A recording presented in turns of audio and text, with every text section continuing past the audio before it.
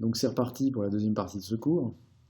Euh, donc en fait, hein, vous vous souvenez, on cherche le quantile 0,99 de x, et ce qu'on décide de faire pour le trouver, c'est de transformer x en centrant et en réduisant. Du coup, on cherche le quantile 0,99 de la loi normale centrée réduite. Et ce quantile 0,99 de la loi normale centrée réduite, on le trouve dans la table de loi normale centrée réduite, en cherchant la probabilité 0,99 par ici. Alors, la probabilité 0,99, elle est quelque part entre 0,98,98 et 0,99,01. Bon, avec comme éternel problème, mais alors c'est lequel? Rassurez-vous, dans l'interro, ce sera à 0,1 près. Donc de toute façon, vous ne pourrez pas vous gourer, puisque à 0,1 près, en plus ou en moins, il suffira de vous tromper au plus d'une case, et donc c'est bon. Bon, ici, concrètement, il est entre 2,32 et 2,33. Et comme on veut un majorant, on va prendre 2,33. On va prendre 2,33. Et donc, je reviens à ma feuille de gribouillis. Et qu'est-ce que je trouve? Je trouve donc que Z0,99... Ah non, mais vous voyez, le truc qui est terrible, c'est que dès que je mets l'enregistrement, je ne peux plus écrire correctement parce qu'en fait, la machine a vraiment du mal, quoi. Z0,99 est égal à 2,33. Table. Ouais, table, si vous réussissez à lire. Donc ce que je vais faire, c'est que je vais écrire en toutes lettres. Confère. Table. N01. D'accord. Et puisque, et d'ailleurs c'est pas 2,3, c'est 2,33. Mais en même temps, je sais que Z0,99, ça c'est le quantile de la normale centrée réduite. Alors moi je cherche le quantile de la variable x. Et donc, il faut que je dise que Z0,99 c'est égal à x étoile moins 1000 sur racine de 800, et ça va me permettre de déterminer x étoile. D'accord? Donc, on détermine. J'aurais dû continuer en mode texte. On détermine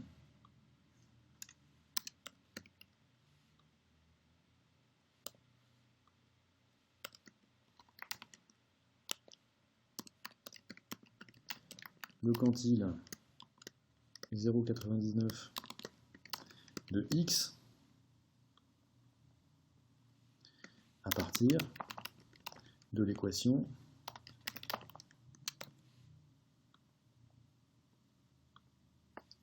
à partir de l'équation quoi? À partir de l'équation Z0,99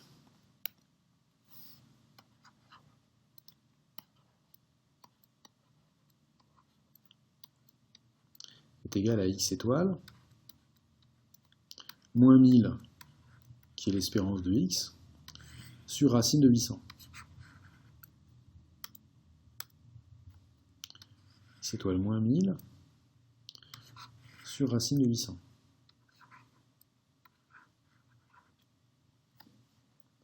Et donc, ça quoi? Ça, on va déterminer ça comme ça. Alors, déjà, ça, il faut se souvenir que c'est 2,33.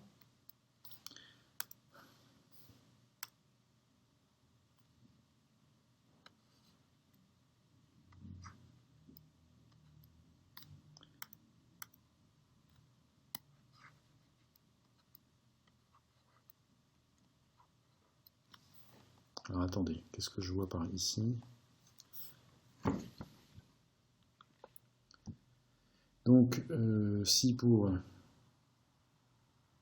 des z inférieurs à 0,5, on prend les valeurs minorantes, non, on a toujours besoin des majorants des quantiles. Voilà.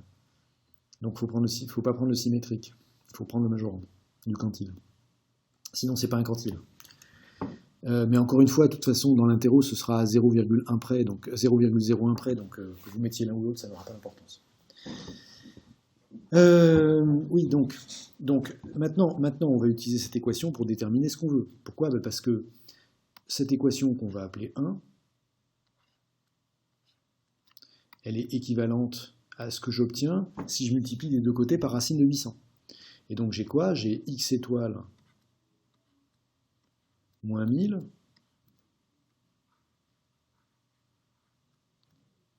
égale 2,33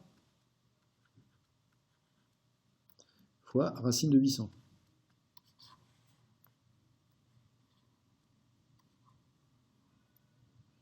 Bon, et donc, on y est presque. X étoile est égal à quoi? Est égal à 1000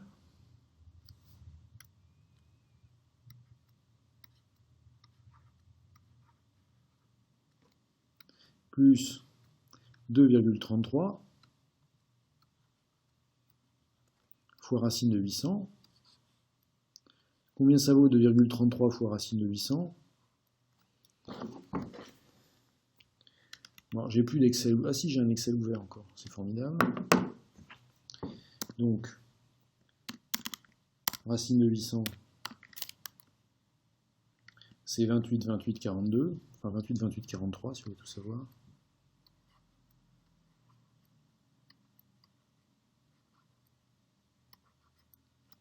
Et donc, 2,33 fois cette quantité.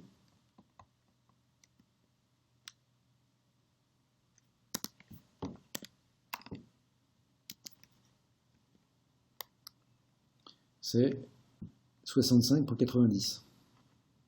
Merci Enzo. J'ai pas compris pourquoi on divise le quantile par 2,33. Alors attendez. On divise pas le quantile par 2,33. C'est pas qu'on le divise, c'est que c'est égal. Pardon. Donc c'est que c'est pas clair mon truc. Alors, je vais présenter autrement. Hop. Je vais faire une magnifique accolade.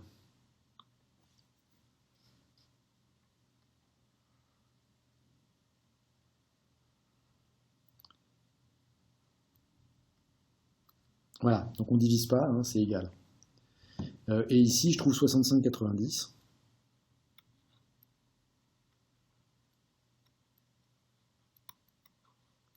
Autrement dit, mon x étoile, c'est 1000,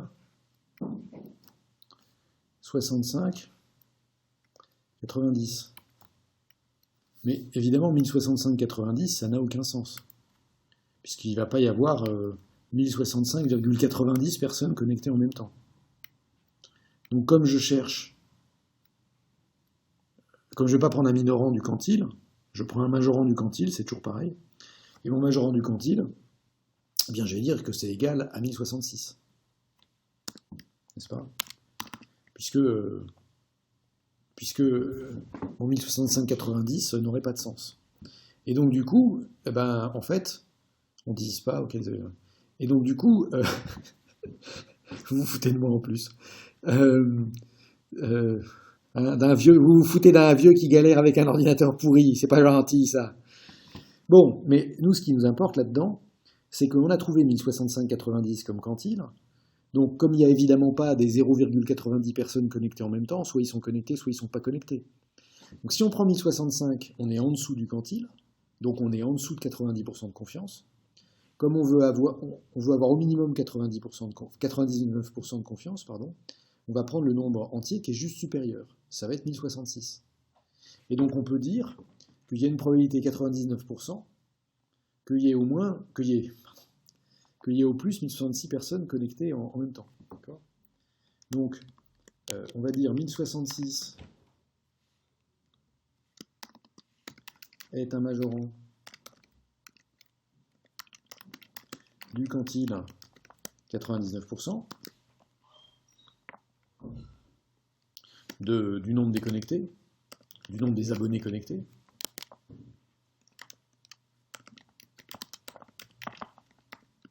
Donc, il y a au moins, on va dire il y a plus de 99% de chances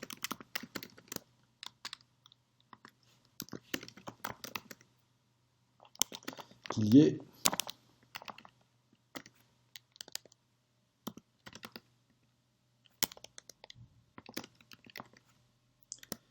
1066 personnes connectées ou moins.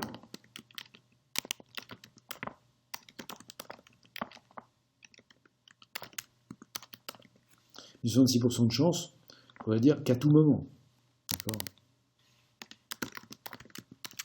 Donc, si vous faites l'appel chez les connectés à n'importe quel moment, il y a 99% de chance qu'il y ait moins de 1066 personnes connectées.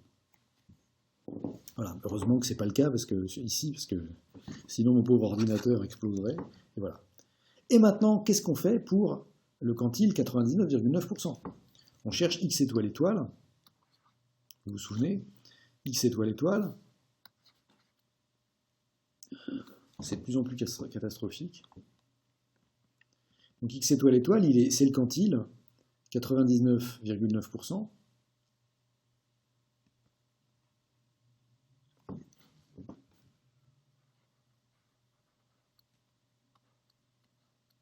Donc x étoile étoile, on va dire c'est le quantile 99%, 99,9% pardon, de x.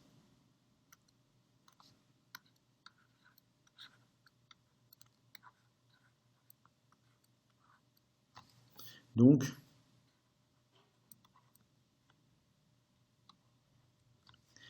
la proba que x soit inférieur à x étoile étoile, pardon, c'est nerveux. Vous savez, moi j'écris bien les trucs et puis alors l'ordinateur il fait n'importe quoi. Donc la proba que la variable aléatoire soit inférieure à x étoile étoile, bah, comme c'est le quantile 999 pour 1000, c'est inférieur à 0,999. Voilà. Ça, on va dire... Oh là là, mais qu'est-ce que c'est mal écrit, c'est épouvantable.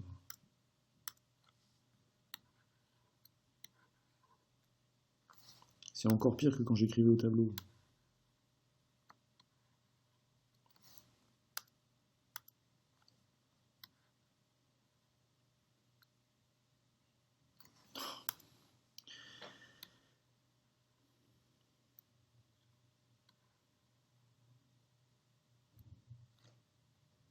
Donc je vais appeler cette égalité 2. Et puis en fait, 2, c'est la même chose que si je centre et si je réduis. D'accord? Et dans ce cas-là, évidemment sans aucune surprise, qu'est-ce que j'ai? J'ai la proba que... J'avais fait une parenthèse, pas une barre. La proba que x moins son espérance sur la racine carrée de sa variance ce soit inférieur à x étoile étoile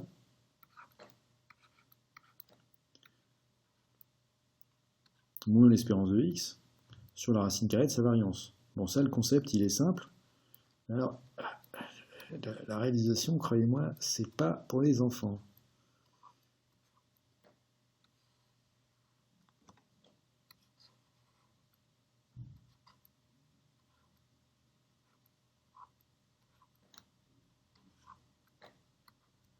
Bon, évidemment, on a juste changé la façon d'écrire les termes, d'accord? On n'a pas changé la probabilité. Et en fait, ça, c'est la même chose que, toujours pour la même raison, ce x moins e de x sur racine de v de x, on peut l'appeler z, qui est une variable normale centrée réduite, et on va dire z, c'est inférieur à quoi? C'est inférieur à x étoile étoile. J'invente des notations bizarroïdes. C'est donc inférieur à x étoile étoile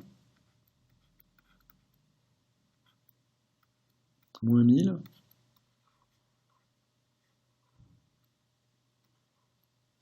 sur racine de 800.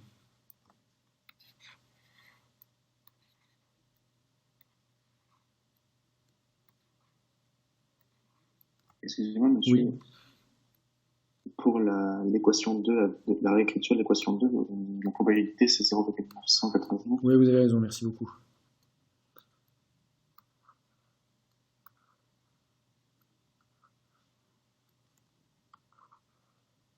Voilà. Bon. Donc ça, évidemment, Ça nous définit Z 0,999, puisque la quantité qui est telle qu'il y a 999 chances sur 1000 qu'une variable normale centrée réduite lui soit inférieure, bah c'est le quantile 0,999 d'une variable normale centrée réduite. Ça se trouve dans la table. Donc c'est reparti pour le concours de recherche dans la table de loi normale centrée réduite. Dès que mon ordinateur daignera me donner la main, c'est-à-dire j'espère avant la fin de l'année prochaine.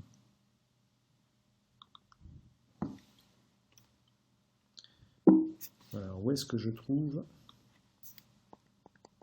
mon affaire?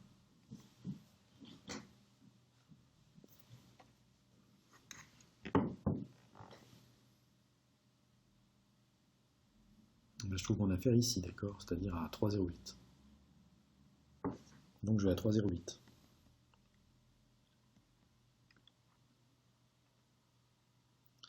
Donc page suivante, hein, j'ai P de Z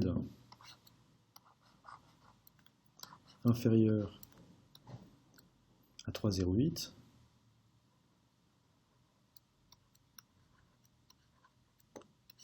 est égal... Monsieur, on ne voit pas. Ah oui, pardon, merci. Il faut que je revienne au partage de ça.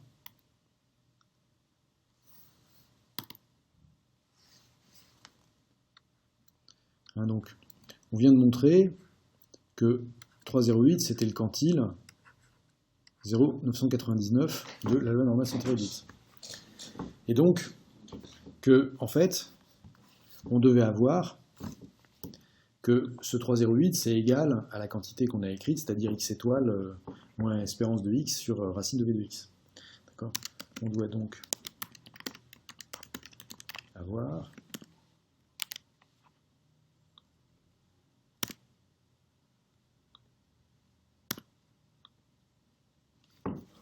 on doit donc avoir quoi ? On doit donc avoir en fait 0,999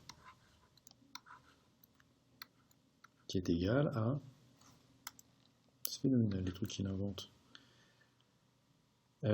X étoile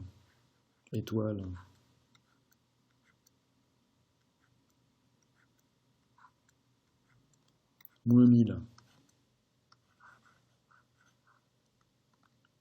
sur racine de 800.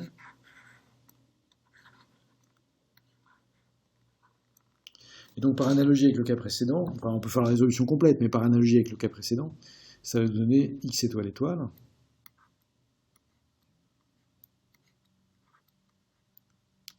qui est égal à 1000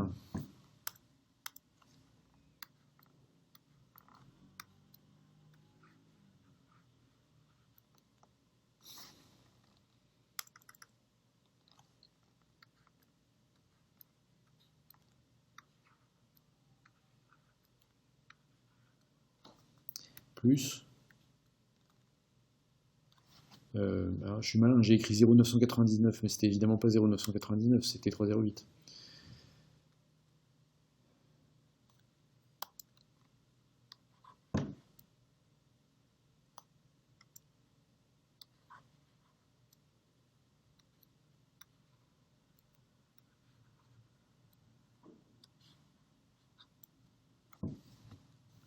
Plus 3,08 fois racine de 800.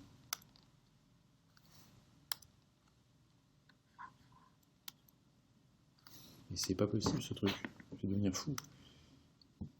3,0.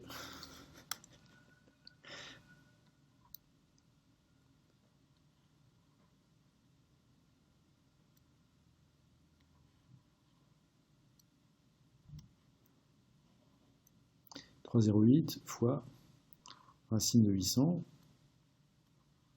Bon, vous vous souvenez que racine de 800, ça fait 28,2842 ou 43, je ne sais plus. Donc 3,08 fois racine de 800, ça va nous faire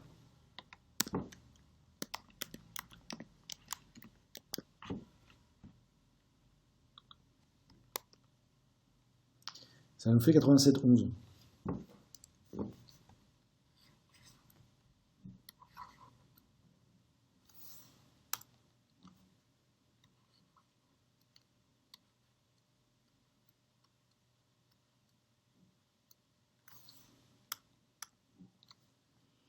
Bon, donc ouf. Donc notre quantile c'est 1087,11, mais évidemment, comme on veut un nombre entier pour avoir un majorant du quantile, pour être sûr que, merci, qu'on a ce qu'il faut, bah, on va écrire que notre majorant du quantile, on va écrire que le quantile «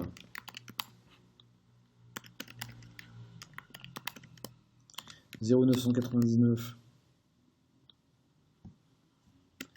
vaut 1087 ». Enfin, ça vaut à peu près 1087. Puisque, souvenez-vous, c'est une approximation. On a dit que notre variable, elle suivait, que c'était une normale et qu'on la centrait et qu'on la réduisait, parce qu'on a utilisé un théorème asymptotique à distance finie. Donc il faut quand même pas se moquer du monde. Ça vaut approximativement 1087,11. Mais qu'est-ce qui s'est passé?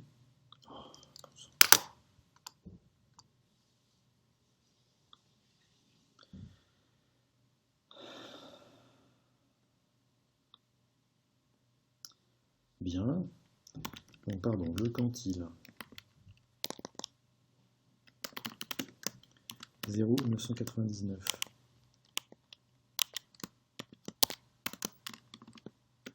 de x vaut approximativement, puisqu'on a fait une approximation normale. On va dire approximativement, car on a fait une approximation normale.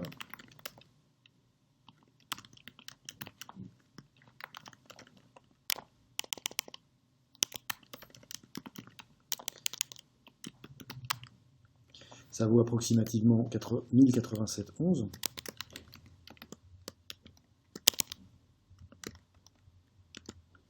Et évidemment, on va chercher un majorant entier, puisque ce qui nous intéresse, c'est le nombre d'abonnés connectés en même temps. Alors, il n'y a pas des 0,11 abonnés connectés en même temps. Donc, un majorant entier, le plus petit majorant entier de ce nombre-là, le plus petit majorant entier de ce quantile,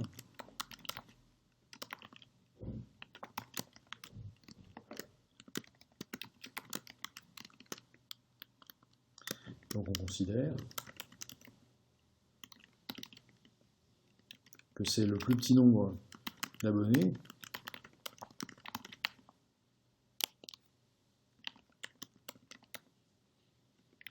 tel que il y a 99,9% qui n'est pas plus de connectés à un instant donné.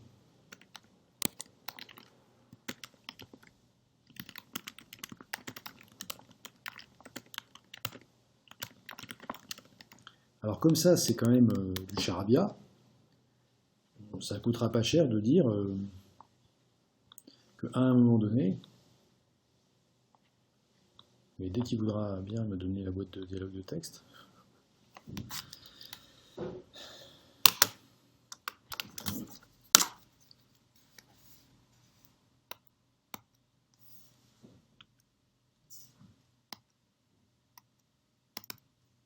bon, restons calmes.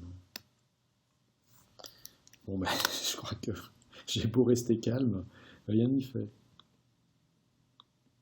Ouais, ben on va continuer comme ça.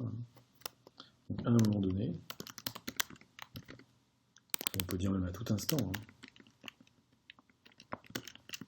il y a plus de 99%, 99,9% de chance qu'il y ait 1088 abonnés connectés ou moins.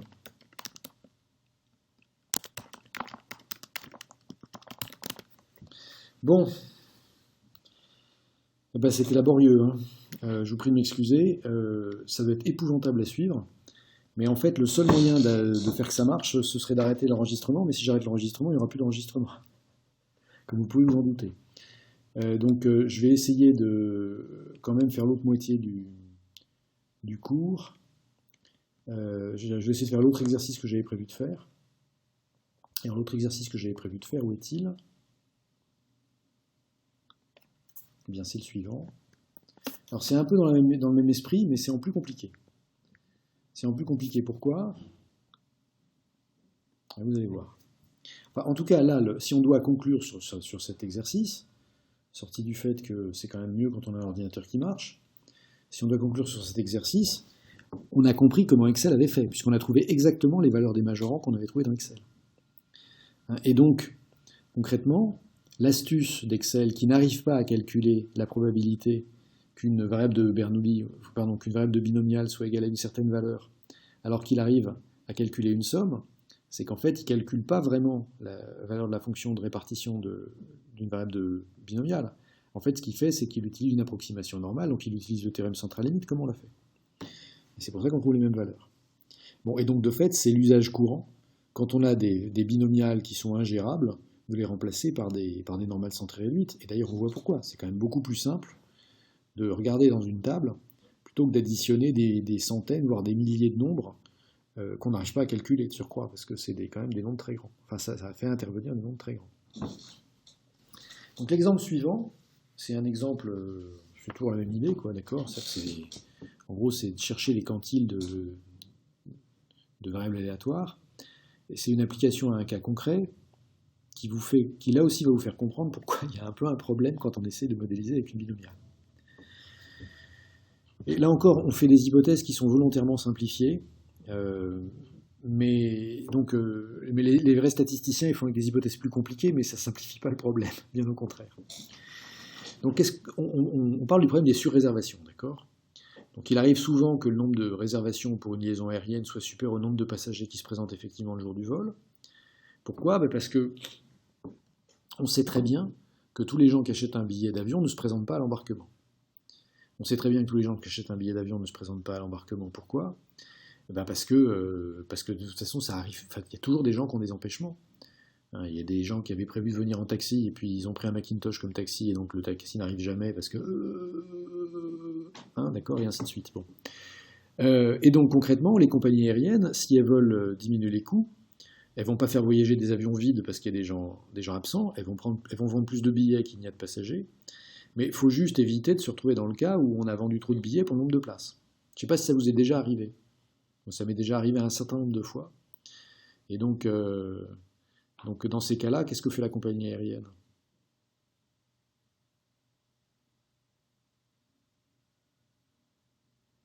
Vous avez jamais eu ça? Alors, en fait, quand vous avez pris un billet en classe éco et que la classe éco est pleine, on peut vous proposer de vous surclasser. Alors on ne peut pas vous faire payer le surclassement évidemment. Et donc concrètement, il y a des voyageurs qui sont tournés au sol, qui sont tirés au sort et on vous met en business. C'est pas absolument fréquent le surclassement, mais ça arrive. Après, il y a mieux. Il y a que si la business est pleine aussi, on fait quoi? Non, elle rembourse pas. Elle fait plus que rembourser. Il faut quand même vous payer un. Alors en fait.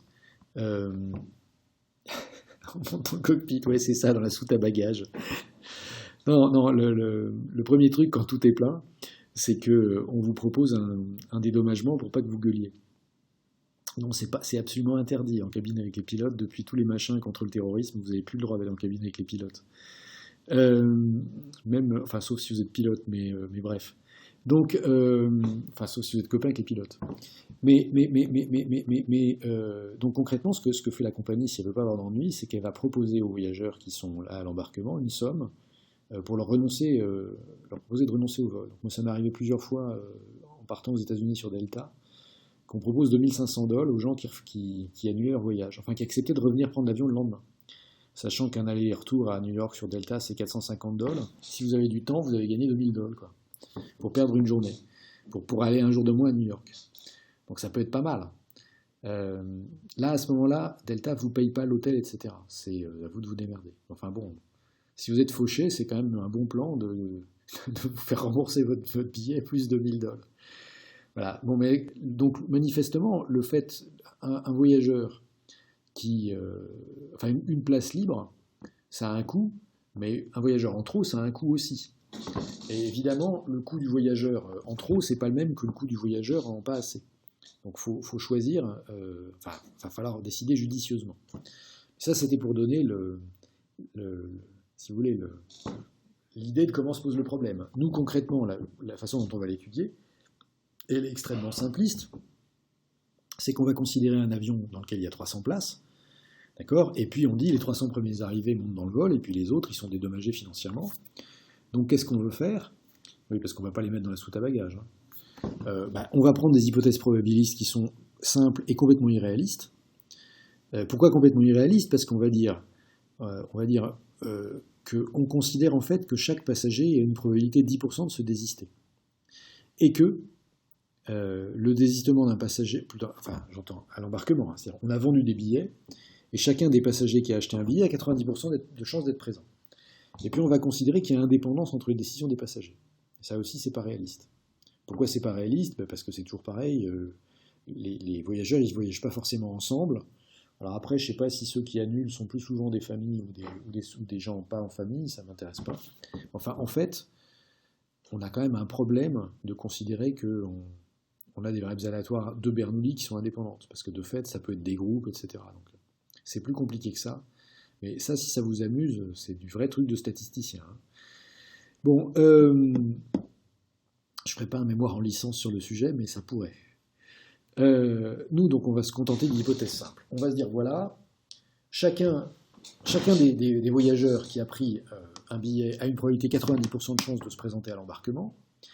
Et donc, si on note n le nombre de réservations qui ont été prises et Sn le nombre aléatoire de passagers qui se présentent à l'embarquement, on veut connaître la loi de Sn, son espérance et sa variance.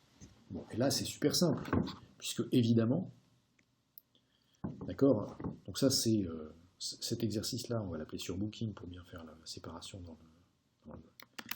dans le cours. On va l'appeler sur réservation, même parce qu'on va essayer de parler français.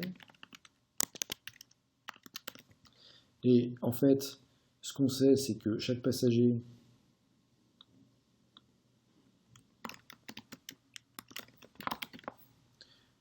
on va l'appeler xi, d'accord, est une variable de Bernoulli. Alors, quand je dis chaque passager est une variable de Bernoulli, c'est évidemment un abus de langage. Il faudrait dire, on fait correspondre une variable de Bernoulli à chaque passager, qui vaut 1 si le passager se présente, et 0 si le passager ne se présente pas. Bon, vous aviez compris. D'accord. Donc, qu'est-ce qu'on a ? On a que xi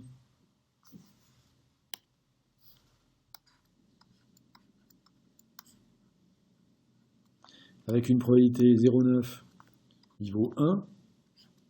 Ça veut dire que le passager est présent à l'embarquement.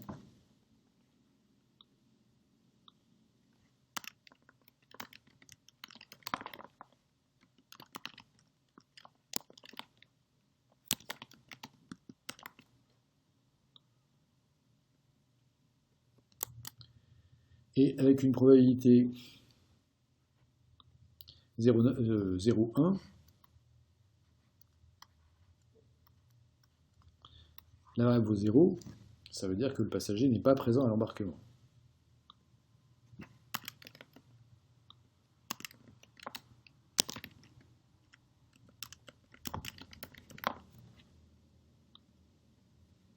Et lui, on le remercie, puisqu'il a payé et il ne vient pas. C'est bien, continue comme ça, mon ami. On l'aime. Bon, nous, ce qui nous intéresse, c'est évidemment pas si la mère Michel, de savoir si la mère Michel ou le père Lustucru vont venir ou pas venir parce qu'ils cherchent leur chat, mais c'est de savoir combien il y a de gens qui se présentent à l'embarquement. Et ça, c'est Sn, hein, puisque Sn,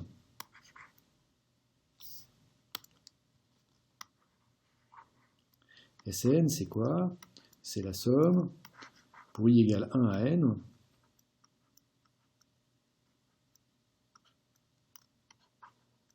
les xi. Et donc on sait que Sn suit une loi de Bernoulli, une loi binomiale, puisque c'est une somme de variables de Bernoulli.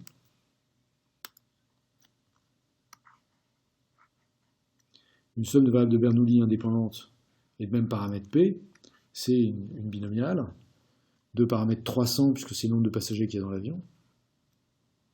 Non, pardon, de paramètre N, puisque c'est le nombre de billets qu'on a vendus. C'est comme ça qu'il faudrait que je le dise quand même. Et de probabilité 0,9.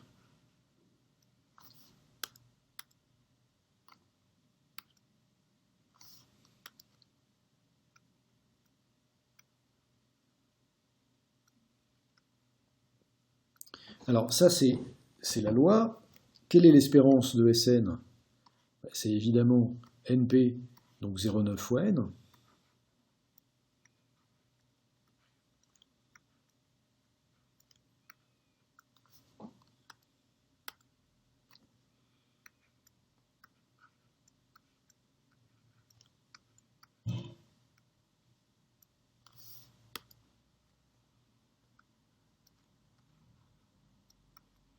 Et quelle est la variance de Sn? C'est NP1 moins P. Et comme ici 1 moins P vaut 0,1, c'est 0,09.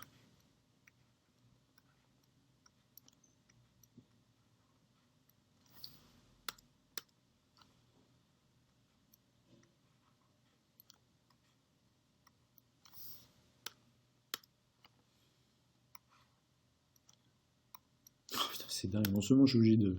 Non seulement j'écris très très lentement, mais je suis obligé de tout reprendre 36 fois.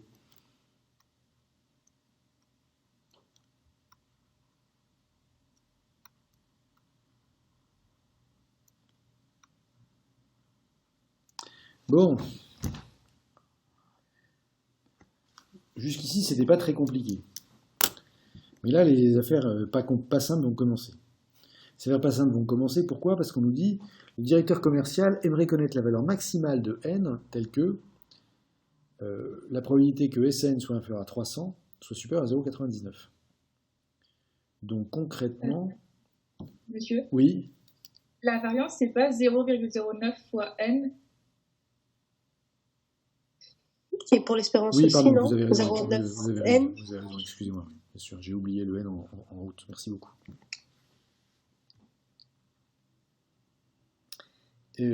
Alors, où en étais-je? Oui, donc vous avez raison. Mais la question qui nous intéresse, notre question de recherche, c'est quel est le n tel que l'approba que Sn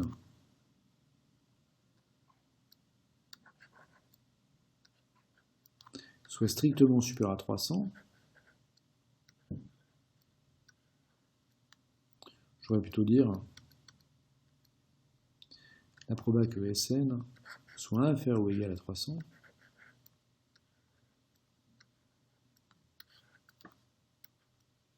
Cette proba, c'est supérieur à 0. Je ne sais plus ce que j'ai dit, si c'est 0,99. Oui.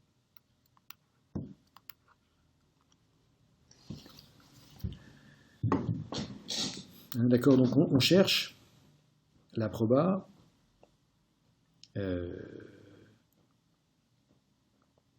Pardon.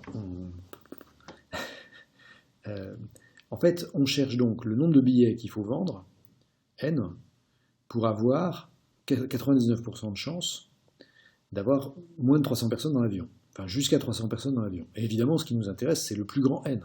D'accord ? Quel est le plus grand n tel que la proba que Sn soit inférieur à 300, c'est égal à 0,99. Alors la question, c'est comment est-ce qu'on va résoudre ce truc? Et en fait, quand on y réfléchit 2 secondes, ça ne va pas absolument de soi.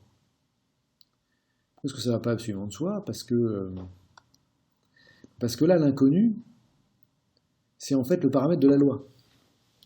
Tout à l'heure, quand on s'est intéressé aux abonnés, tout à l'heure, on savait combien il y avait d'abonnés.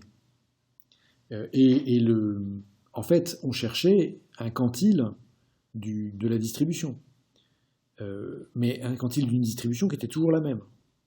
Là, le problème, c'est qu'on cherche bien un quantile, mais on cherche un quantile d'une distribution qui, en fait, va dépendre de n. Et donc là, c'est pas tout à fait ordinaire, notre affaire. Alors, si on veut faire avec Excel, on peut faire avec Excel. Il faut toujours commencer par faire avec Excel, quand on ne sait pas comment se représenter les choses. Enfin, en tout cas, si on a le temps, c'est bien de commencer à faire avec Excel parce que ça met les idées en place. Alors, pourquoi ça met les idées en place? Bon, ce qu'on va écrire, c'est que on va écrire 300, 301, et puis je vais joyeusement... Je vais considérer en fait, pour diverses, par exemple pour n égale... Alors pour n égale 300, je peux regarder, mais je peux regarder quelle est la probabilité qu'on ait 300 personnes dans l'avion si on a vendu 300 billets. Elle va être infime, hein, bien sûr. Mais c'est... Et je ne devrais pas mettre n égale 300, je devrais mettre juste 300. Donc en fait, en ligne, on a le nombre de billets vendus. Et en colonne, on a le nombre de passagers qui se présentent à l'embarquement. Et ça va nous donner les probabilités. Excusez-moi, on voit pas votre Excel. Ah oui, bien sûr, excusez-moi, merci beaucoup. Ça va pas mieux. Hein. Voilà. Pardon. Donc mon Excel, on a dit en fait, ici, c'est le nombre de passagers présents à l'embarquement.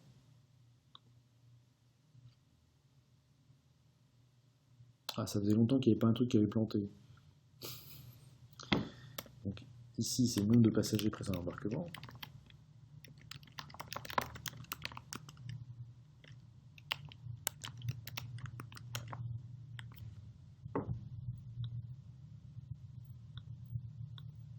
Super, j'aurais autant aimé qu'il le mette tout en haut, voilà. Et ici, c'est le nombre de billets vendus.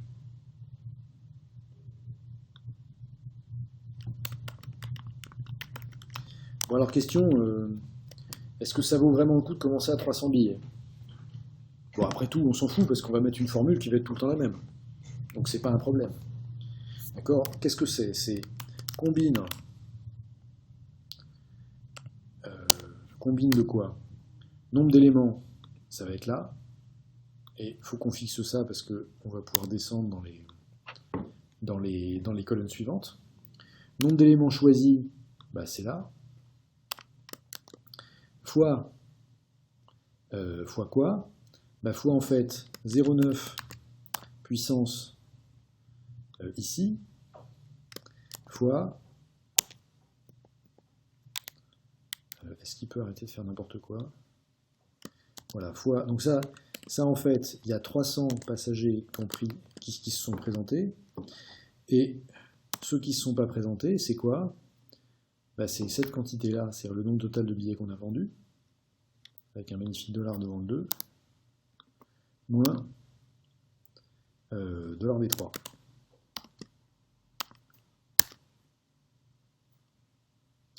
Nous avons rencontré une erreur dans la formule. J'ai fait qui est pas bien. Ah oui, pardon. C'est que j'oublie toujours que mon ordinateur n'aime pas les virgules, il veut que des points. Voilà, donc là, la probabilité qu'on ait 300 personnes qui se présentent à l'embarquement quand on a vendu 300 billets, c'est 1,87, 10 puissance moins 14. Donc ça nous fait 200 000 milliardièmes. Donc on peut se dire quand même que c'est un peu de la science-fiction et qu'on peut regarder 301 personnes, on peut vendre 301 billets, mais à mon avis, ça va nous mettre loin du compte. Moi, ce que je propose, c'est que dans un premier temps, on y aille de 55, parce que sinon, on n'est pas rendu. Alors, on y aille de 55, et puis, qu'est-ce que je fais? Je colle mon truc ici.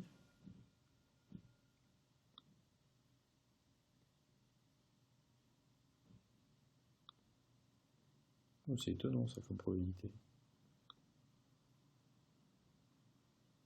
Ça va pas. Ah oui, non, c'est pas C3, c'est C$3. Attendez. Combine D$2. Ah non, c'est pas C3, c'est B3. C'est $B3.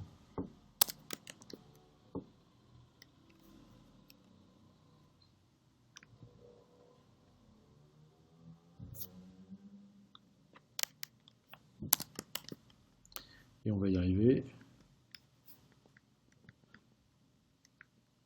Vous croyez que ça va, mon calcul à la noix?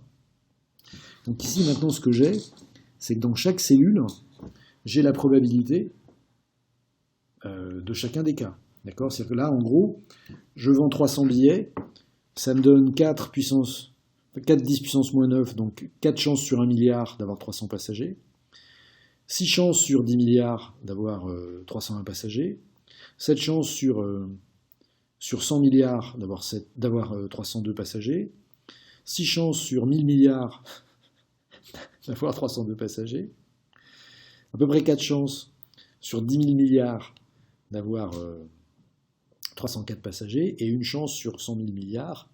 Donc si on fait la somme de tout ça, qu'est-ce qu'on va obtenir?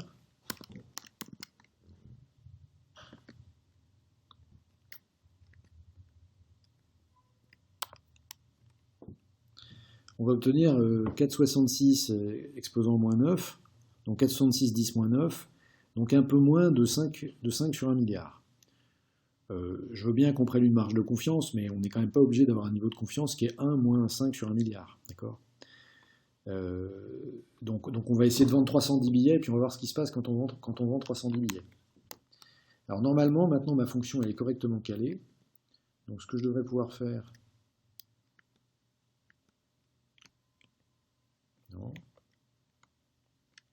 Non plus.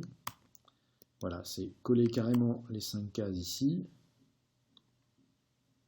Et puis m'en rajouter 5 en prime, jusqu'à 310. Et puis, ici, je vais mettre la somme de ces probabilités. Et cette fois-ci, la probabilité que j'ai d'avoir 300 passagers ou plus... Ah, alors attendez, parce qu'en plus, il ne faut pas que je compte le 300e, il faut que je compte à partir du 301e. Bon, mais de toute façon, là, on est encore à 5 chances sur 1 million. Donc on peut continuer à vendre des bifetons. Mais en toute logique, il faudrait quand même que je fasse les choses proprement. C'est possible, il y a 300 places, donc je peux avoir 300 passagers à l'embarquement, mais je ne peux pas en avoir 301. Sauf à les mettre sur les genoux du pilote ou de tous ceux qui ont proposé des solutions baroques. Mais bon, ça va me faire des problèmes avec l'IATA, donc 300 c'est bon. 300 c'est bon, mais là, je ne dis pas qu'on y est presque, mais au moins ça roule, c'est-à-dire que maintenant on sait comment on fait, quoi. On sait comment on calcule, même si mon ordinateur est toujours aussi lent.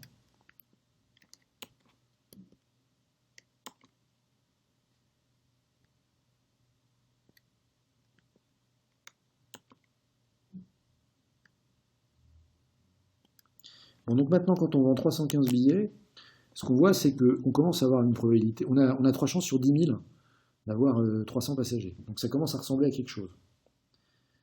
La somme de F3, non c'est F4, pardon, à F18, c'est quand même les légendes de l'aéronavale américaine, on s'en fout. Donc on est à 2 chances sur 10 000 d'avoir strictement plus de 300 passagers. Donc là, on peut encore vendre des billets en plus. Donc on va vendre 320 billets et puis on va voir ce que ça donne. Si on vend 320 billets, il y a d'abord 10, et ensuite encore 10. Et là, au passage, vous voyez qu'on a quand même maintenant, on a une demi-chance sur 1000 d'avoir plus de 300 passagers. Donc ça commence à faire du monde. Enfin, d'avoir 300 passagers, pardon. Et la probabilité d'avoir 310 à 320 passagers, F23,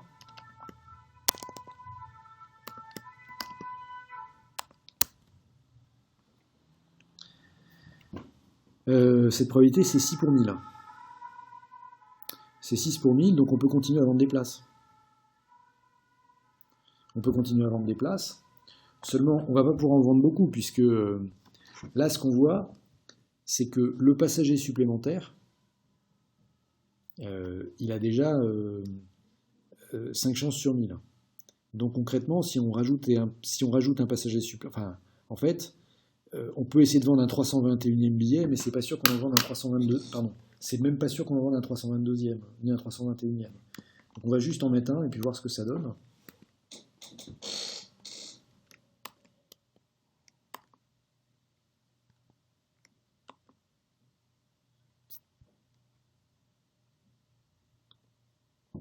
Ouais, donc ça c'est Donc la proba qu'on ait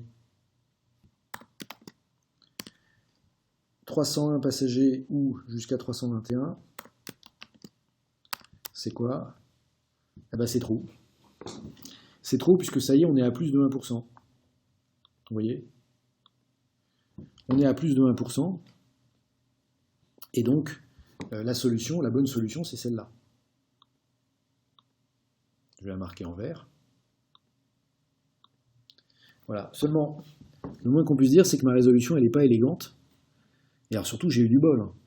Parce que si j'ai un truc un peu plus calculatoire, avec plein de solutions possibles, ça promet quand même d'être particulièrement merdique.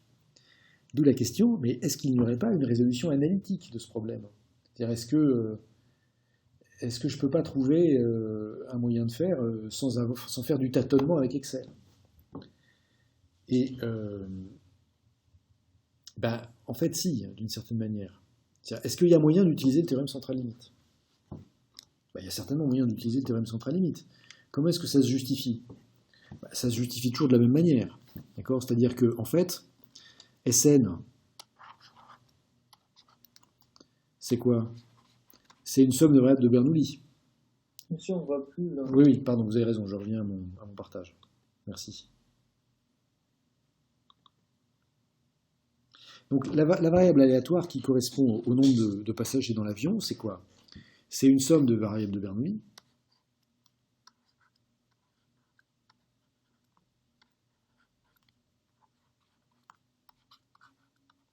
Et cette somme de variables de Bernoulli, elles sont indépendantes. C'est surtout ça qui nous intéresse. Elles sont de même loi.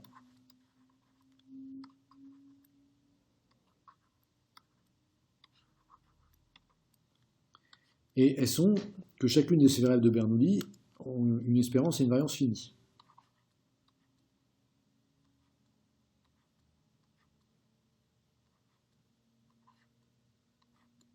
Hein? Pourquoi? Parce que de toute façon, par définition, l'espérance d'une variable de Bernoulli, c'est une probabilité, donc c'est fini. Et la variance d'une variable de Bernoulli, c'est toujours fini aussi. Puisque c'est P1 moins P. Et comme P vaut entre 0 et 1, moins P vaut entre 0 et 1 aussi. Donc un produit de deux termes compris entre 0 et 1, c'est entre 0 et 1.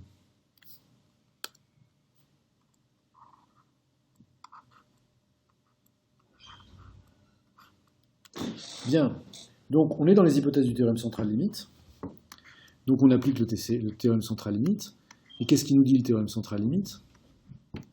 Il nous dit que Sn... Bon, on va faire court. Hein. Sn moins E de Sn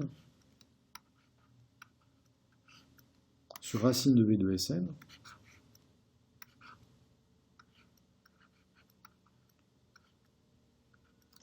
ça converge en loi vers une loi normale, oui c'est ça.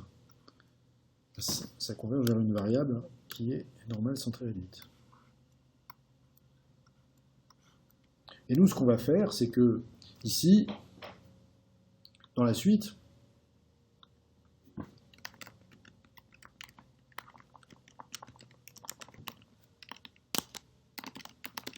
on va considérer que en fait notre variable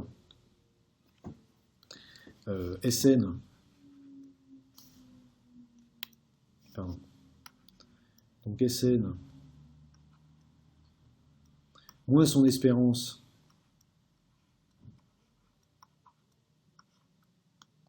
sur sa variance, enfin sur la racine carrée de sa variance, donc on va dire que c'est à peu près égal à Z.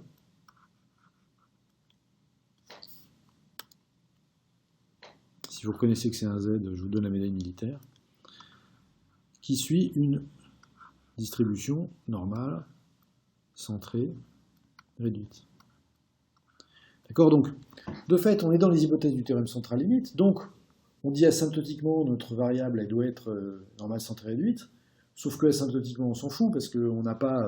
on a 300 passagers, on ne va pas faire embarquer tout l'univers dans l'Arche de Noé. D'accord? Et donc, le truc asymptotique, on s'en fout, mais on dit, puisque n est supérieur à 30, puisqu'on a vendu plus de 30 billets, on peut considérer que notre variable, bah, elle est à peu près égale à une variable normale centrée réduite. De là quoi? Bah, de là, en fait, l'idée que la proba que Sn soit inférieur à 0,80, pardon, soit inférieur à 300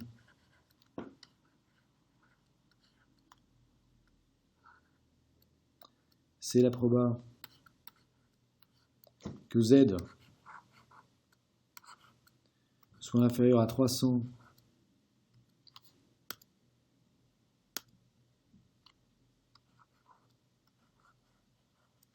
moins E de Sn sur racine de V de Sn.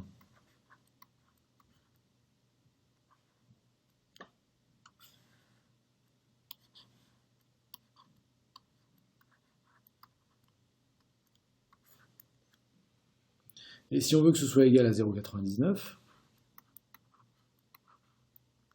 et bien alors, c'est que 300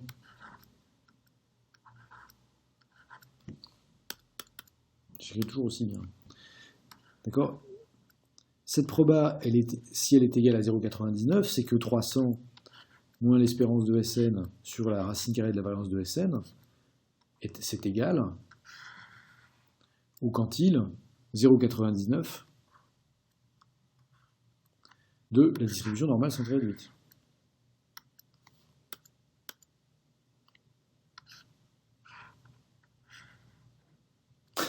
De mieux en mieux.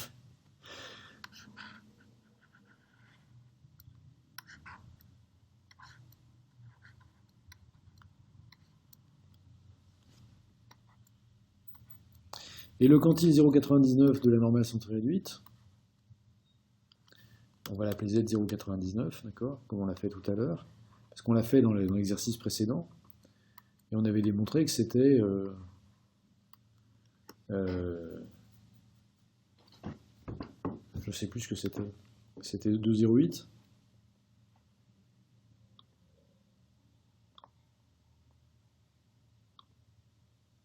Non, 2,33. 2,33.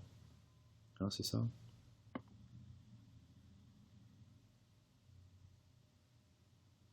Oui, là, c'était 2,33. Bien, donc ça, c'est égal à 2,33.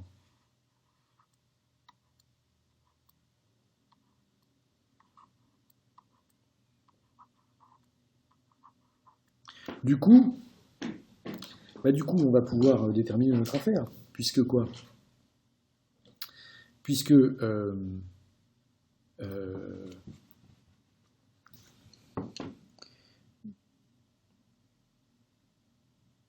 ça va nous déterminer. Alors,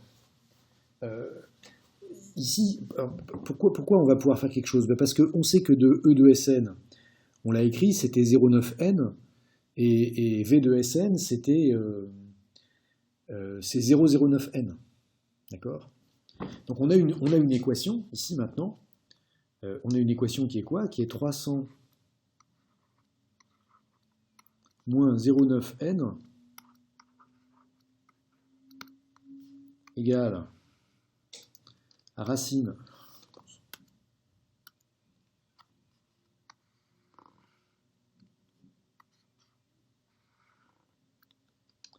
est égal à quoi? Est égal à racine de 0,09n. Et donc ça, ce quotient il doit être égal à 2,33. Donc ça, c'est une équation qui devrait nous permettre de déterminer la valeur de n. Comment? En fait, parce qu'on a donc 300 moins 0,9n. Je vais le remettre à la ligne suivante, je ne vais pas y arriver, c'est tellement galère avec ce truc.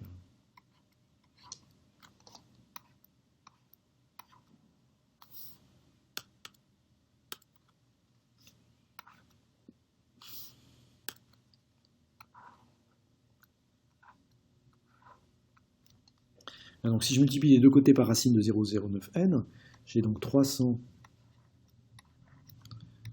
moins 0,9n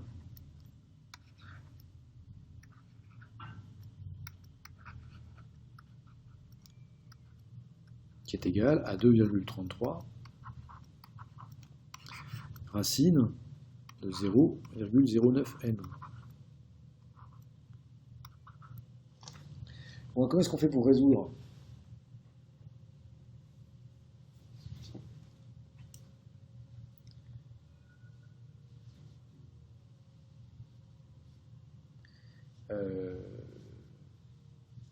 Alors en fait, pour résoudre, on peut essayer d'écrire l'équation un peu plus correctement.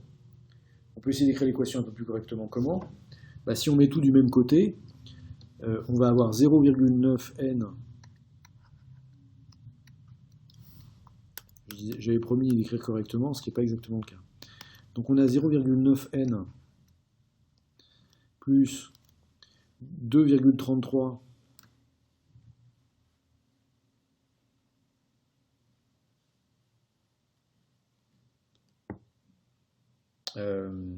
alors en fait, racine de 0,09,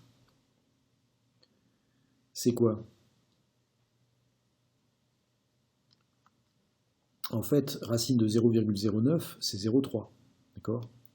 Puisque 0,3 au carré, c'est 0,09. Donc la racine de 0,09, c'est 0,3. Donc du coup, ce qu'on a, c'est qu'on a, on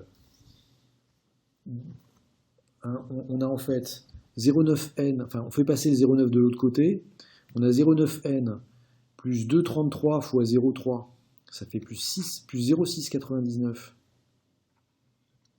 0,699 racine de n,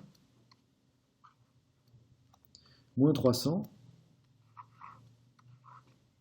ça doit être égal à 0.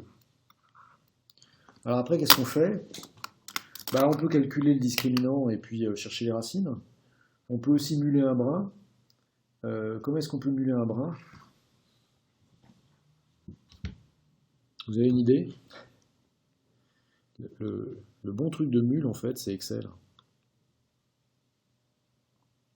Ça va en général assez vite. Bon, on va voir comment est-ce qu'on peut l'utiliser. Regardez. Alors attendez, je suis encore perdu, je ne sais plus où je suis.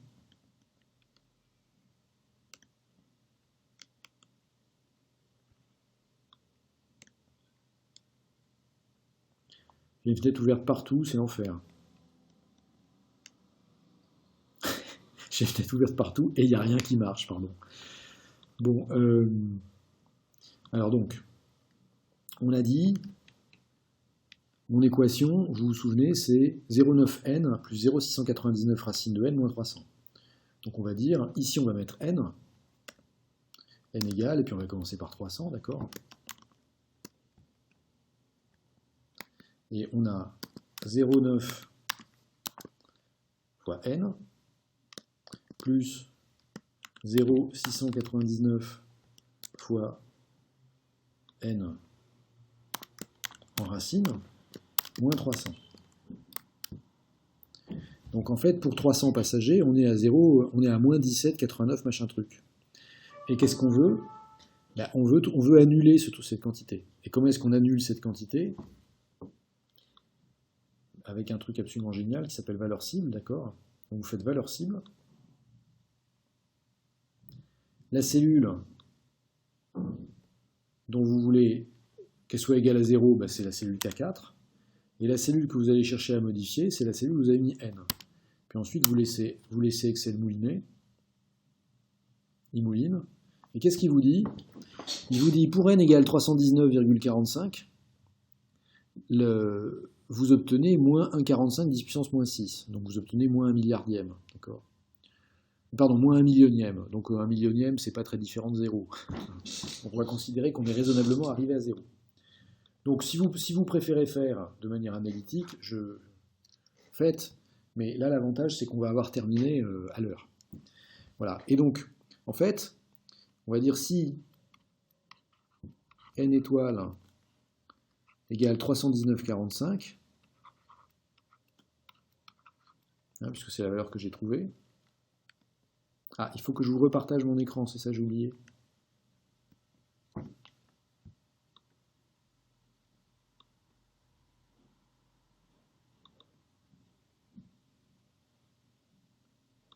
Donc si on prend 319,45,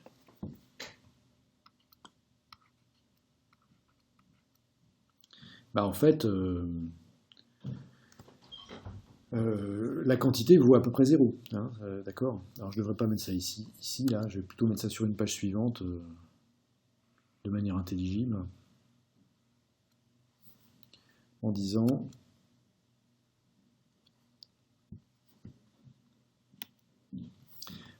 n étoiles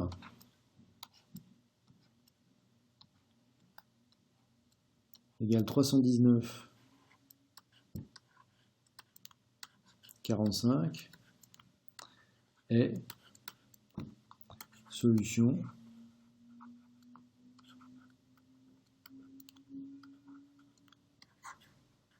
de l'équation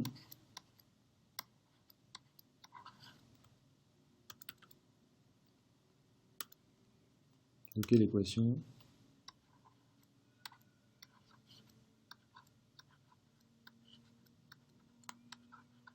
Alors là, vu comment ça marche bien, je vais quand même avoir une forte incitation à donner un nom à l'équation, bah, ça tombe bien, c'était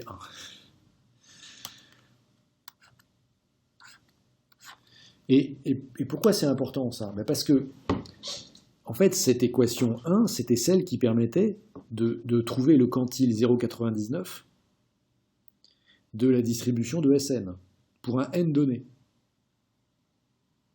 Et ce qu'on a trouvé, c'est que, en fait, le plus petit...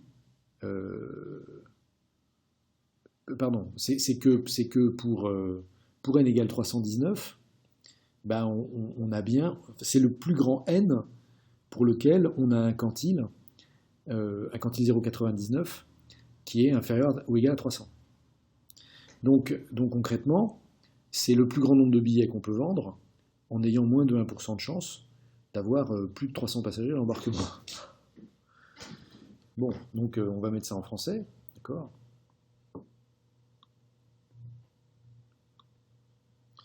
Hein, donc n étoile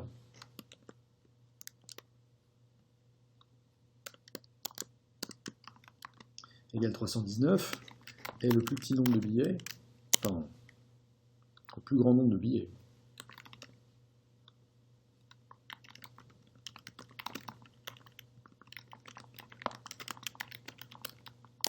Le plus grand nombre de billets qu'on peut vendre en ayant plus de 99% de chance d'avoir 300 personnes à l'embarquement ou moins.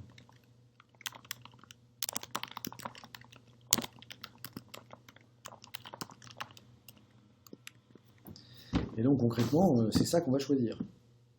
Alors ce qui est intéressant, c'est qu'on ne trouve pas le même résultat avec les deux méthodes. On ne trouve pas le même résultat avec les deux méthodes parce que ici, avec mes approximations, enfin avec mon approximation normale, je fais l'approximation.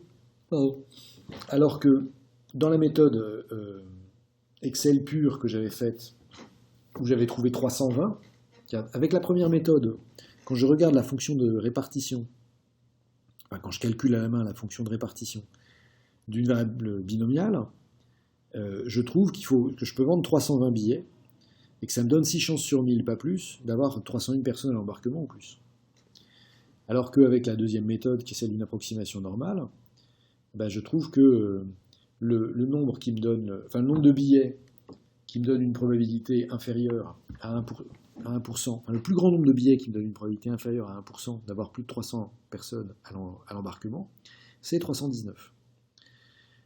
Concrètement, lequel je crois, ben, moi je veux bien croire le premier calcul que j'ai fait avec Excel.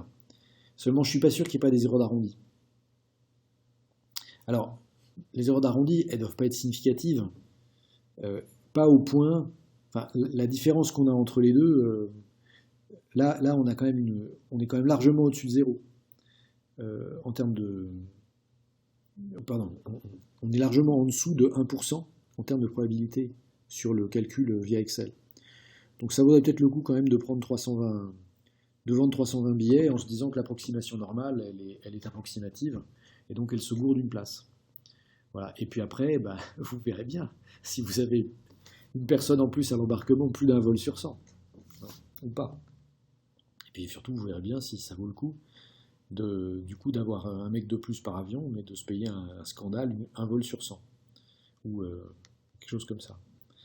Bon, écoutez, j'y suis arrivé. Je vous remercie de votre patience infinie.